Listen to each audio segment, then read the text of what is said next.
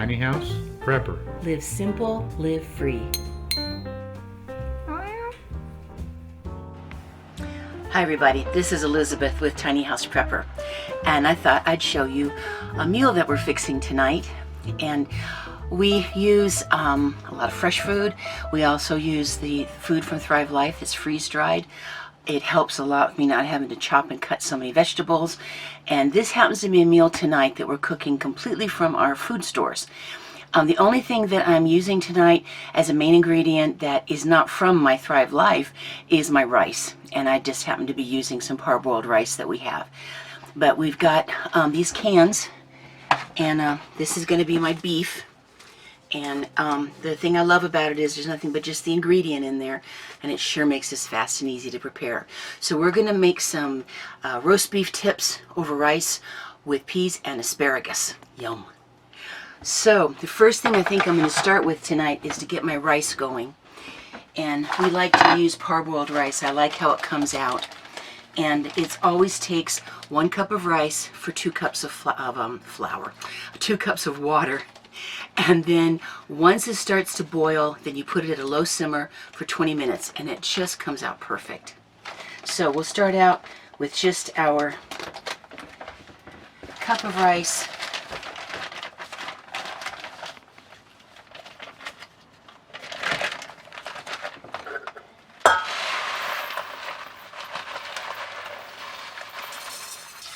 Here's 1 cup of water, and here's my second. I am so grateful to have really good water right out of the tap here. People ask us about it a lot, and we really do have good water. So I'm just going to stir that a little bit and get it boiling, and then once it's simmering, I'll set a timer for 20 minutes. And I will probably use my phone because it has the funniest timer. Now I'm going to start my meat mixture that's going to go on the rice. I will be using the shredded beef that I get from Thrive Life. This does have a little bit of salt in with the meat. I think they kind of have to do it that way. The rest of all of our ingredients have only that ingredient in it. If it says peas, it's peas, nothing else. But this does have a little bit of salt, not a whole lot. Now I love how it will be big pieces and some that's kind of powdery. There, that's plenty. And oh, does that flavor it up really nicely. Now normally to be able to do a dish like this with actual roast beef, I'd be buying a roast. I'd be cooking it for a long time to get it nice and tender. And then I'd be having to make sure I got it shredded up and cooled off. I'd lose some of it through just, whatever fat is in there kind of cooking off. And it's time consuming and you end up with wonderful meat. But I gotta appreciate how easy this is. That's about all that's gonna be involved with it, and it really comes out tender and very nice and tastes just like roast beef. Pretty cool. Now here's an onion that I did not have to laboriously chop and try not to cry. These are onion slices, and I'm not measuring fancy, I'm just gonna dump some in. Ooh, that looks good. There's also very tiny onion dices, which I also love to use for various things, that are about maybe the size of a little bigger than a grain of rice. That's the chopped onion. The chopped onion, sorry, yeah, the chopped onion. This is the onion slices. I'm gonna put just a touch more. There we go. All right. And all that's in there is onion. This is one of my favorite things. Me and my sister both, Dana, oh, we love it. My mushrooms. Oh, I didn't even know I still had that in there. That's just an oxygen absorber. There we go. Now I'm leaving this in nice big pieces for this dish. Sometimes if I want, I can break them up a little bit. Like I like it in meatloaf, and I'll make it in little smaller pieces.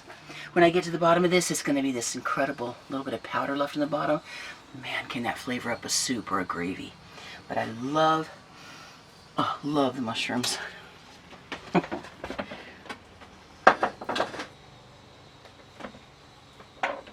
And then we're actually going to add some peas to this also. We love this vegetable. And this is nothing in here but peas. There we go. All right, so I now have the meat, some onion, some mushrooms, and peas. And I'm going to go ahead and just put water in it.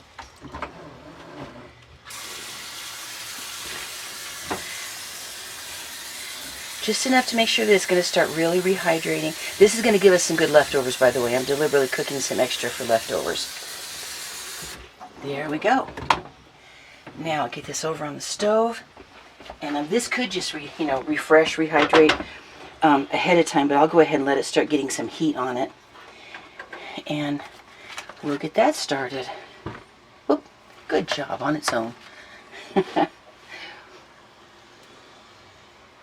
All right, now I'm going to also add in, out of my lovely spice rack that Bill built for me, I've got some, this is organic garlic that I can actually grind into it.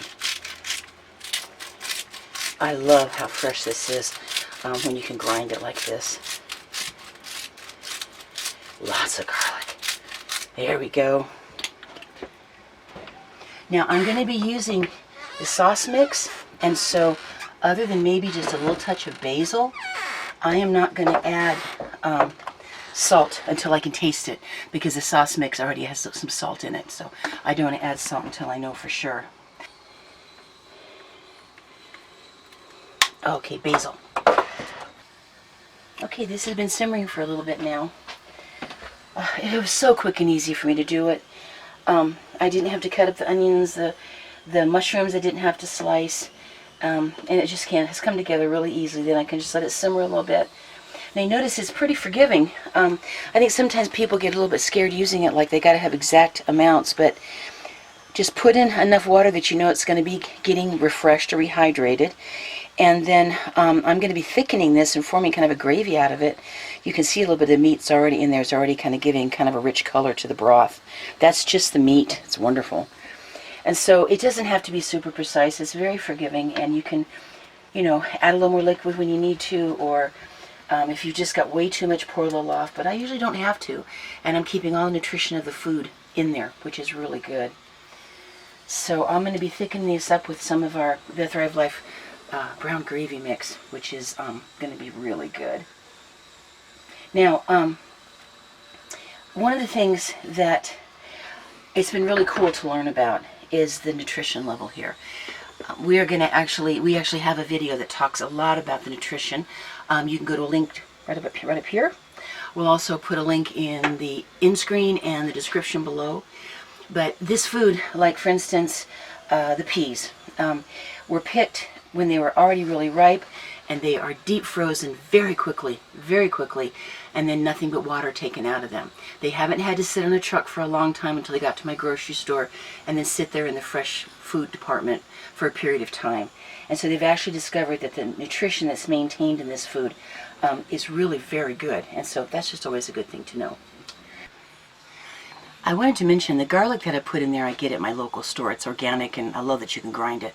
But this is the Thrive basil that I put in. They do have really nice seasonings, and I just wanted to be sure and mention, because I think the only thing I'm not using Thrive for this is going to be my rice and my garlic. So I'm going to get my asparagus going, which is only going to take a couple of minutes. To me, asparagus is the dessert of vegetables. I love it. So I've got my asparagus poured into a good microwavable bowl here. I made these on one of my videos. Boy, are they handy in the microwave. And there's just water in here, not a whole ton. I'm going to stir it around a little bit, but it'll absorb. And I'm going to go ahead and put it in the microwave for about 2 minutes and then take a look at it. And then I'll be able to, during that time, start getting my gravy going.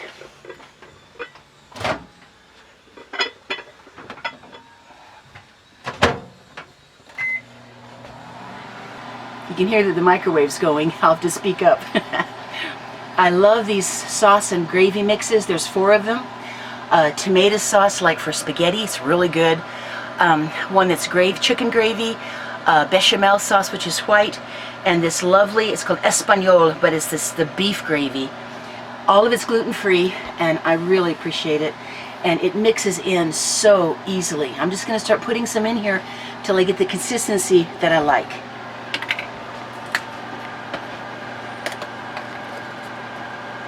Now I'll just kind of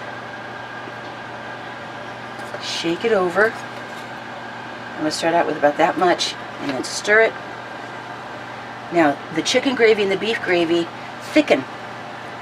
The And actually, so does the tomato sauce. The white sauce is the only one that doesn't just automatically thicken. This will actually blend in quite easily. I'll let it simmer for just a moment. Ooh, look at that. I got me some beef gravy coming here. I'm going to put a little bit more. And I don't know if I'll even need to add salt. I'm always a little cautious to not do too much of it when I'm cooking. There. See the consistency changing? Yeah. All right, I'll let that simmer for just a moment. Everything should be coming together pretty quickly here. All right, I just put the asparagus on for another minute. And if you look at this, it has thickened up. It's got a beautiful color. It smells really, really good. Notice I don't have lumps in here. It just blends right in.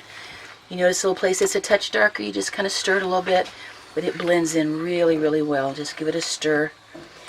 And we should be having my rice alarm going off pretty soon here, and we'll have everything ready. So this will go over rice. Then we'll have the asparagus also on the side to get another veggie in the meal. Oh, there's a little bit I've got to stir in, but it doesn't take, it's not hard. There we go. And if you want, you can like pre-shake it before you put it in with a little bit of water, but I usually blend it in pretty easily. All right, now we've got to be pretty close to my alarm here. That's it. It's called Robot, and it cracks me up for a timer. Okay, turn the rice off, and I think everything is ready. I'll pull the asparagus out. Yep, looking good. Okay, we'll dish it up. Thank you, dear one. This looks wonderful. You are welcome. Oh, the rice came out just right, didn't it? It did. Nice and fluffy.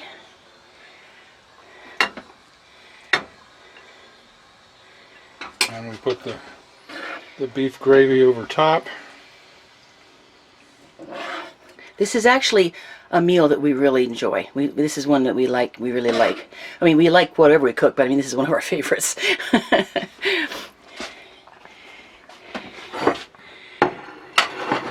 And the asparagus. I have a spoon ready. What, that little one? Oh, yeah. And I love those little things that you put in the microwave that I made, because it keeps you from burning your fingers when you're taking stuff out. Yum, yum, yum, yum.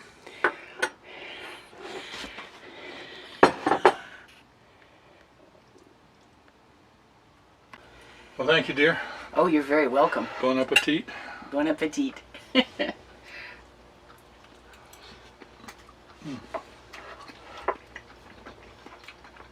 This meal is so fast and so easy, and it's really good. It's one of our go-to meals. We do it a lot. The meat is so tender. Yep. That's good. Yep. So, we're going to eat. Thank you for coming along for the cooking experience. Hope you've enjoyed us watching us make our dinner. If you'd like to find out more about Thrive Food, there's a link down below to our website. You can go there and check it all out. And like she said, you know, there'll be a link below for the video about the nutritional value and all that. And also I wanted to mention that it has a 25-year shelf life because it's freeze-dried. Before you open the can, 25 years. After you open the can, 1 year. So not only does it make wonderful daily cooking, like we use it all the time, but it also is great for food storage, for long-term food storage, for whatever emergency might come along. That's right. You just never know. And boy, for tonight, for sure, live simple. Live free. We're going to do that. Yeah. All right, thanks everybody. You be blessed. Love you guys. We'll talk to you soon. All right. Bye-bye. Bye. Mickey Bishop says, the problem with Thrive, it tastes too good. OMG, I cooked something, a small miracle for me. Thrive hamburger, green peppers, onion flakes, potatoes, and the to die for veloute sauce. It tasted so good I ate it for lunch and dinner 3 days straight. I actually cooked something that had vegetables and tasted like home. Before, I was eating flour tortillas with butter. It's just me and 2 cats, and cooking is not something I'm good at. I made this hunter's stew by putting all the ingredients in a pot, putting in some water, and turning on the stove. That's it. Now I'm out of ingredients and my third order isn't here. I'm jonesing for the Thrive. Now what? Catherine Green says, I received my first order this week and we love everything. The value is phenomenal when you think about how much strawberries, bell peppers, mushrooms can cost, and the orange drink is yummy. Don't hesitate to buy and try a few items. And Cheryl Kunzelman says, Bill Keller, the pineapple is stellar. Well, thanks, Cheryl. We love it too.